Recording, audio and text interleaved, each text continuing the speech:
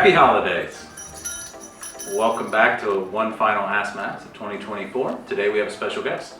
I'm DJ Callahan, Electrical Director, and I'm excited to help answer some of your questions for the holiday season. I'm Chris Kinder, Technical Trainer.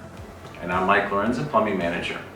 All right, looks like we have kind of a combination question here that deals a little electrical and a little HVAC. So, can electrical cable be ran in an HVAC return if that return is made from the floor joist? For low voltage wires like thermostat wire and things of that nature, you can run them through ductwork. You just have to get a certain type of cable that is called plenum rated. It's made to handle the conditions inside that duct.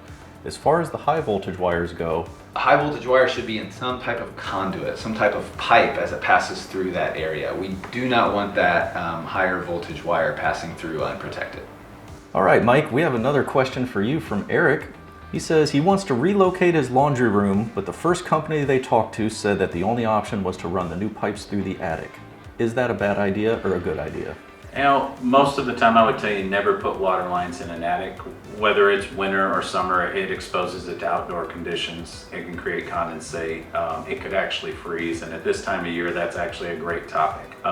What I would say is let's get a second opinion. There's usually an alternative route. Sometimes second guy can see something the first guy can't.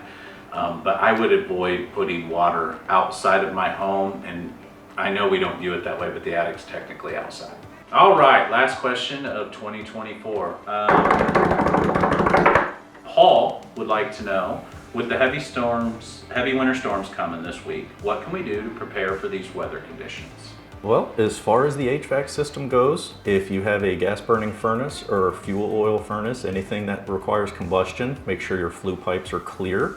Those sort of debris are built up in front of them. That'll be restricting any of the combustion gases exiting the home.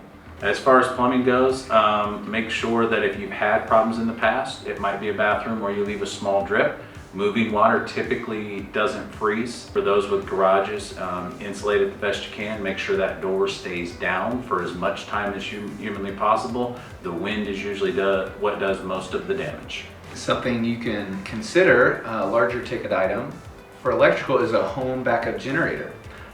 If you lose your power from limbs or limbs in other people's yards or down the line, your power would still be up and running due to this generator providing that. So just something to consider in a worst case scenario.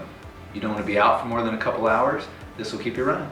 And there you have it, another year of Ask Max gone. You guys ask really good questions. We have really enjoyed doing these episodes and look forward to doing them again next year. We hope you have a very happy holiday season, and we'll see you in January.